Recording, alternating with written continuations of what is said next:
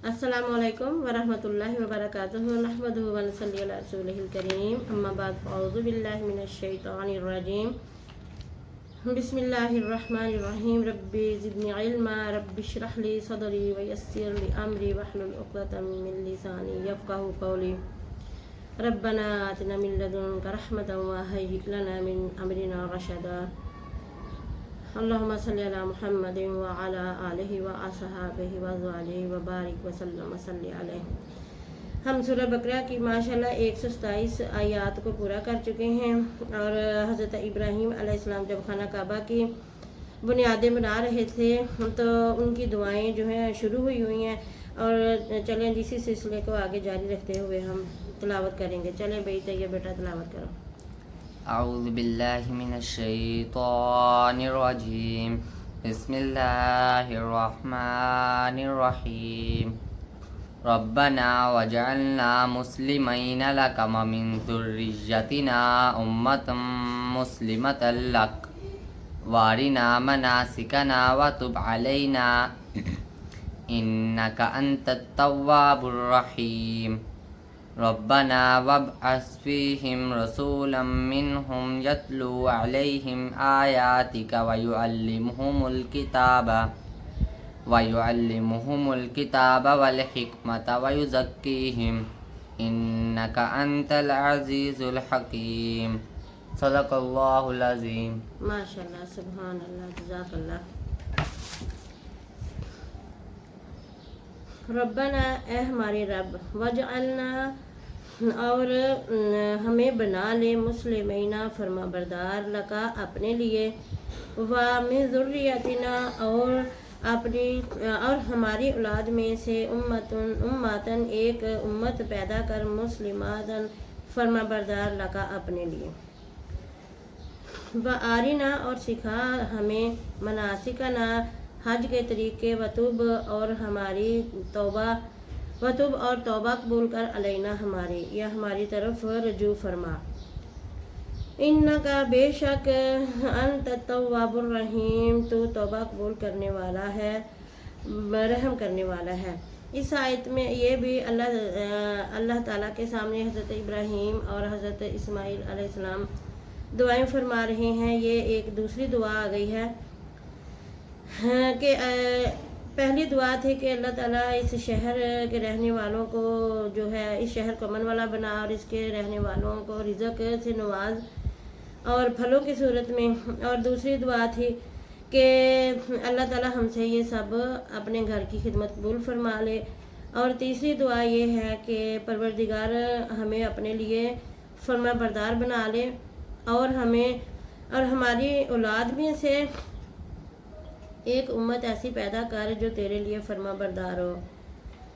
और चौथी दुआ है कि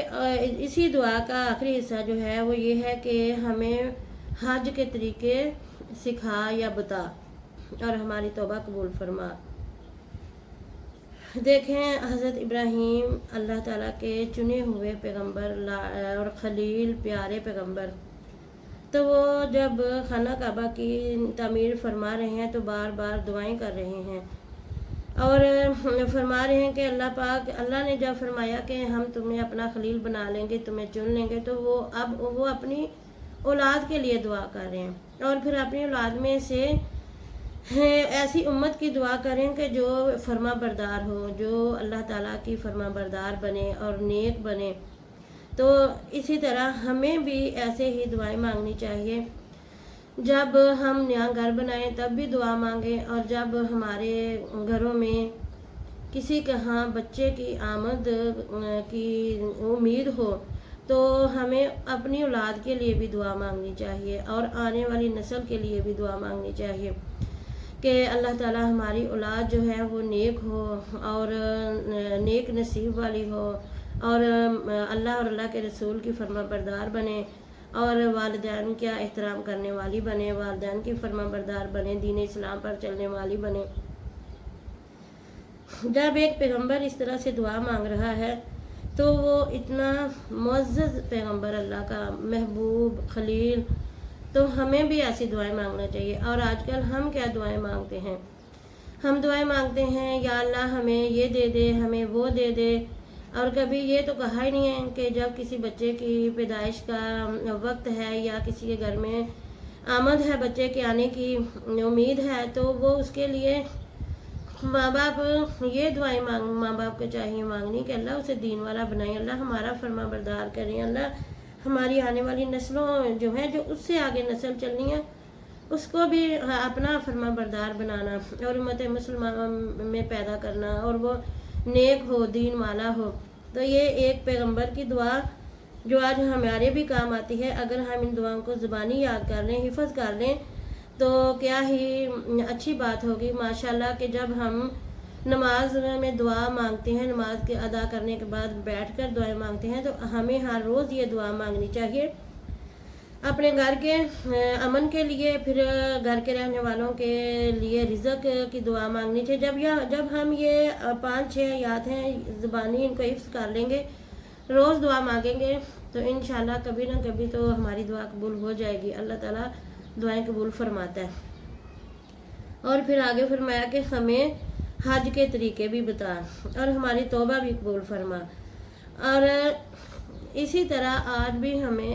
پیغمبر اپنے رب سے دعا کر رہا ہے کہ اللہ ہمیں حج کے طریقے، مناسک حج بتا، کس طرح سے حج کرنا ہے وہ طریقے ہمیں سکھا دے۔ تو ہمیں آج اس امر کی بہت ضرورت ہے، اس بات کی بہت ضرورت ہے کہ ہم اپنے دین کو سیکھیں، ہم اپنے دین کا علم سیکھیں، قرآن کا علم سیکھیں۔ اور ہمیں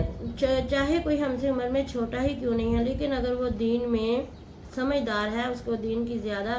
سمجھ ہے تو ہمیں اس سے سیکھنا چاہیے، نہ کہ ہمیں شرمانا چاہیے۔ اور بعض لوگ اسی وجہ سے، اسی ہیزیٹیشن کی وجہ سے کہ مجھے شرم آتی ہے کہ وہ کہیں گے جی اتنی بڑی عورت ہو کے سیکھنے جا رہی ہے، یا اتنا بڑا عمر کا مرد اور اتنا پڑھا لکھا یہ نوجوان یا یہ لڑکی اور اب اس کو قرآن سیکھنے کے لیے یہ جا رہی ہے، یا گھر والے بات کریں یا کوئی اور، یا ہمارے اپنے دل میں بعض دفعہ شیطان ایسے باتیں ڈالتا ہے۔ تو ہمیں ان باتوں پہ توجہ نہیں دینی بلکہ دین سیکھنا، بلکہ ہمیں تو دعا کرنی چاہیے کہ اللہ تعالیٰ ہمیں دین کے طالب علم بنا اور ہماری زندگی دین پر ہی چلے، طالب علمی کے ہی زمانہ ہم پہ رہے اور آخرت بھی ہماری، جب ہمارا آخری وقت آ جائے تو ہم دین کے طالب ہی بن کر اس دنیا سے جائیں، سیکھتے ہی جائیں۔ تو ہم اپنے بچوں کو،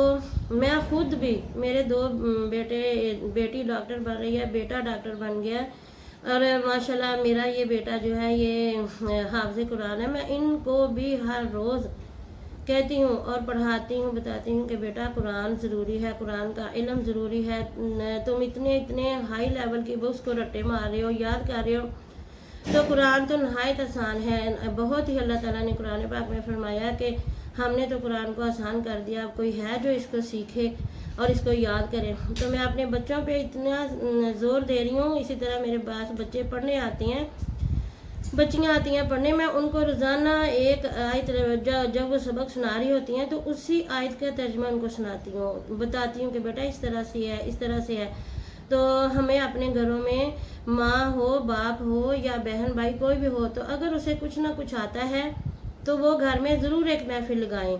اپنے گھر میں رات کو بیٹھ کے سنائیں، دن کو اگر کٹھے نہیں بیٹھ سکتے تو کھانے کے وقت کٹھے بیٹھ جائیں تب سنا دیں، اور سنانا ضروری ہے۔ اور عمل بھی انشاءاللہ اللہ تعالیٰ ہم پہ اپنی رحمت فضل کرے تو ہم عمل کی طرف بھی آ جائیں گے۔ جو بچوں کی اگر تربیت ساتھ ساتھ چلتی رہے تو کبھی نہ کبھی انشاءاللہ ہمارے بچے جب گھر سے جاتے ہیں تو ان کے ذہن میں یہ بات آ جاتی ہے کہ میری ماں نے مجھے یہ بتایا تھا، قرآن کا تو علم یہ ہے، قرآن کی تعلیم یہ ہے، تو انشاءاللہ ہماری اولادیں جو ہیں وہ دین کی طرف رہیں گی۔ اور جن بچوں کو تربیت دی ہی نہیں جاتی، کھانے کے وقت نہیں بتایا جاتا، رات کو سوتے ہوئے نہیں کوئی بات بتائی جاتی، تو پھر ان بچوں کی تربیت کیسی ہوگی؟ یہ سب سے بڑا ذمہ جو ہے آج کی ماں کا ہے کہ میڈیا کا دور ہے، نیٹ کا دور ہے، لیکن اپنے بچوں کو قرآن سے جوڑے رکھنا ہے۔ قرآن کی ایک آیت بھی اگر ایک ماں روزانہ پڑھے گی، اگر ماں نہیں پڑھی، بیٹی پڑھی ہے تو اس کو پڑھنا چاہیے، اللہ تعالیٰ ہمیں ہدایت دے۔ اور یہ جو ہم ماؤں کی بہت بڑی ذمہ داری ہے، بچے بڑا کراہت بھی محسوس کرتے ہیں، میرے اپنے بچے بعض دفعہ ان کو میری باتیں جب میں بتاتی ہوں تو بعض دفعہ تو بڑے اچھے انداز سے سن رہے ہوتے ہیں، لیکن بعض دفعہ یہ بھی ذرا جب لمبی بات ہو جاتی ہے تو یہ بھی ذرا بھاگنے کی کوشش کرتے ہیں، لیکن ہم نے ان کو سمجھاتے رہنا ہے۔ اسی طرح جو باپ ہیں وہ یہ نہ سمجھیں کہ بس بچے بڑے ہو گئے ہیں، اب ہمارا فرض تو نہیں ہے کہ ہم ان کو کہیں کہ اٹھو نماز ادا کرو، یہ بڑے ہو گئے ہیں انہیں تو سمجھ ہے، جب یہ سارے کام اس طرح کے کر سکتے ہیں دنیاوی، تو کیا یہ نماز نہیں خود پڑھ سکتے؟ نہیں بھائی، ہم سب کا فرض ہے، والدین کا بھی فرض ہے۔ اور کل کو یہ نہ ہو کہ ہمارے بچے قیامت والے دن ہمارا ہی سر جھنجھوڑے وہاں اللہ کے سامنے کہ پروردگار ہمارے والدین نے ہمیں اعلیٰ تعلیم تو ضرور دلائی، لیکن قرآن کا علم نہیں سکھایا، اور قرآن کو ہمیں سمجھنے کے لیے یا کسی کے پاس نہیں بھیجا، یا ہمیں خود نہیں انہوں نے سمجھایا۔ تو ہمیں باپ کو بھی چاہیے کہ بیٹا سویا ہے فجر کے وقت تو اسے ضرور آواز دے، اس کو ہلائے، اسے کہ چلو اٹھو نماز ادا کرو۔ اور بچے برا تو مانتے ہیں کہ ہمیں اٹھایا جا رہا ہے، لیکن یہ ہمارا فرض بھی ہے، پیار سے بھی کہہ سکتے ہیں کہ بیٹا اٹھ جاؤ نماز ادا کر لو، اللہ تعالیٰ کا ہم اللہ سے محبت کرنے والے ہیں یا اللہ تعالیٰ سے ڈرنے والے ہیں، تو ہم امت محمدیہ ہیں، ہمارا سب سے پہلا فرض ہے کہ فجر کے وقت اٹھ کے نماز ادا کریں۔ اور آگے حضرت ابراہیم علیہ السلام دعائیں مانگتے ہوئے پھر توبہ بھی کر رہے ہیں، کہہ رہے ہیں کہ اللہ ہماری طرف رجوع فرما لے، ہماری توبہ قبول کر لے، اور تو ہی توبہ قبول کرنے والا اور بہت مہربان ہے، رحم کرنے والا ہے۔ ربنا، اے رب ہمارے، وبعث، بھیج، فیہم، ان میں، رسولاً، ایک رسول، منہم، جو انہی میں سے ہو، یتلو، وہ پڑھے، علیہم، ان پر، آیاتی کا، تیری آیتیں، وَيُعَلِّمُهُمُ الْكِتَابَ، اور وہ سکھائے انہیں کتاب یعنی قرآن، والحکمت، اور دلائی، وَيُزَكِّهِمْ، اور انہیں پاک کرے، اِنَّكَ، بے شک، انت، تو ہی، العزیز الحکیم، غالب حکمت والا ہے۔ اب اس آیت میں حضرت ابراہیم علیہ السلام نے پیغمبر کی بھی دعا فرما دی کہ یا اللہ جو میری امت ہوگی فرما بردار لوگ ہوں گے، ان میں پھر تو ایک رسول بھیجنا، ایک پیغمبر بھیجنا جو انہی میں سے ہو، یعنی انہی کی برادری میں سے، انہی لوگوں میں سے ہو، تو پھر وہ انہیں کیا کرے کہ وہ تیری آیتیں پڑھ کے سنائے، اور پھر انہیں جو ہے انہیں کتاب کا علم دے، یعنی کہ قرآن کریم پڑھ کر انہیں سنائے اور سمجھائے، والحکمت، اور حکمت کیا ہے؟ دانائی کی باتیں، جو ہمارے نبی پاک حضرت محمد مصطفیٰ صلی اللہ علیہ وسلم کی احادیث مبارکہ ہے، سیرت پاک ہے، زندگی مبارکہ ہے، وہ ساری حکمت ہے، اچھی اور دانائی کی باتیں۔ وَيُزَكِّهِمْ، اور انہیں پاک کرے، کس طرح سے؟ کہ ان کا تزکیہ کرے، ان کے نفوس کا تزکیہ کرے، انہیں جسمانی طور پہ بھی انہیں پاکیزگی اختیار کرنے کا حکم دے، اور روحانی طور پہ بھی۔ آج کل مجھے اس بات پہ بہت دکھ ہوتا ہے کہ جب کہا جائے نا عورتوں سے بھی کہ آؤ نماز، آؤ قرآن پڑھیں، آؤ قرآن سیکھیں، چل تو ایسے ہی آ جا کے بیٹھ جا، میری بہن سن لے، اگر تجھے نہیں آتا نا تو سن ہی لے، یا بچوں کو یا بڑوں کسی کو بھی۔ تو ویسے تو ہم مسلمان ہیں، اور مسلمان ہمارے شناختی کارڈ پہ بھی مسلم لکھا ہوا ہے، اور وہاں پتہ کیا بات ہوتی ہے؟ میرے نا کپڑے صاف نہیں ہیں، میرے کپڑے صاف نہیں ہیں، میں صاف نہیں ہوں، میں پاک نہیں ہوں۔ بھائی کپڑے صاف نہیں ہیں، کیوں صاف نہیں ہیں؟ جب اتنا میک اپ کر کے، اتنا لش پش ہو کے ہم جا سکتے ہیں بازاروں میں، تو قرآن کی محفل میں نہیں آ سکتے؟ اور ہر بات پہ بہانے ہی لے کہ میرے نماز نہیں پڑھنی۔ بچے کہتے ہیں میں پاک نہیں ہوں، بھئی کیسے پاک نہیں ہو؟ مسلمان ہو، پاک ہو، کلمہ پڑھو، وضو کرو، کپڑے گندے ہو گئے، چھیٹے پڑ گئے، اتار کے بدل لو، اتنے کپڑے، سیف، الماریاں اور ہماری جو وارڈروبز ہیں فل بھری ہوئی ہیں، تو نماز کے لیے کپڑے صاف نہیں ہیں، اور قرآن کے لیے میں ابھی نہیں پڑھنا۔ جھوٹ، ہیلے، بہانے۔ اگر میری ٹانگ میں درد ہوتا ہے، میں چل نہیں سکتی اتنا زیادہ، میں اتنا گھر میں پریشان ہوتی ہوں کہ کاش میں اپنے پھر دین کی محفل میں جاؤں، لیکن اللہ تعالیٰ انشاءاللہ مجھے صحت دے گا تو میں ضرور جاؤں گی، اور میں گھر میں لگی رہتی ہوں، اور یہ باتیں جو ہے مجھے اچھی نہیں لگتی۔ بلکہ ہم مسلمان ہیں، شناختی کارڈ پہ میں مسلمان ہوں، I am Muslim, we are Muslim, اور نماز کے لیے بھئی میں پاک نہیں، میں پلید ہوں، یہ کیا ہوا ہے؟ ایسی باتیں نہیں کرنی۔ جب کوئی دین کی محفل میں بلائے تو جانا چاہیے. بچوں کو ان باتوں کا سمجھانا چاہیے کہ بچوں اگر آپ کے کپڑے خراب ہو کوئی بات نہیں، اٹھاؤ اپنے دوسرے لباس پہنو اور نماز کے لیے مسجد جاؤ اور پاک اور صاف رہو. یہ نبی پاک صلی اللہ علیہ وسلم کے لیے ہمارے حضرت ابراہیم علیہ السلام نے دعائیں مانگی کہ اللہ پاک جو پیغمبر تو بھیجے میری فرما بردار امت میں، تو وہ انہیں پھر حکمت کی تعلیم دے، انہیں قرآن کی تعلیم دے اور ان کا تزکیہ کرے. اور جسمانی طور پہ بھی تزکیہ دیکھیں نا، جیسے ہی اسلام پھیلا اور پھر نبی پاک صلی اللہ علیہ وسلم نے تبلیغ فرمائی تو وہ لوگ جو پہلے شرابی تھے وہ اتنے نیک بن گئے کہ وہ شراب کی طرف نہیں دیکھتے تھے. اور جو استغفر اللہ، جو لوگ زنا کرتے تھے نکاح کے بغیر ہی اپنی خواہشات کو پورا کرتے تھے، ان کا جسمانی تزکیہ نہ ہو گیا. شراب پینے والے شراب چھوڑ دی اور نشہ کرنے والوں نے نشہ چھوڑ دیا، اور جو اس طرح کے لوگ تھے. لیکن آج پھر ہماری امت میں یہ بیماری پھیلی ہوئی ہے کہ قرآن سے دوری، نماز سے دوری اور نشہ گلی گلی میں ہو رہا ہے. اور موڑ پہ کھڑے بچے جو ہیں وہ نشہ کر رہے ہیں. نماز کی ترغیب دی جائے تو کہتے ہیں جی ہمارے لباس پاک نہیں ہیں، ہم پاک نہیں ہیں. تو یہ چیزیں کیوں آ رہی ہیں؟ اس لیے کہ گھروں سے ہی تربیت ہوتی ہے. جب گھر میں ہی بچوں کو تربیت نہ دی جائے، نہ سمجھایا جائے، تو بچوں نے باہر بری محفلوں میں جانا ہے، بری محفلوں میں بیٹھ کے انہوں نے اپنے دین سے دور ہونا ہے. تو ہمیں ان چیزوں کو سمجھنا ہے. اور یہ جو آیت ہے، ہمارے نبی کریم صلی اللہ علیہ وسلم فرماتے کہ میں اس آیت کے مطابق اپنے باپ حضرت ابراہیم علیہ السلام کی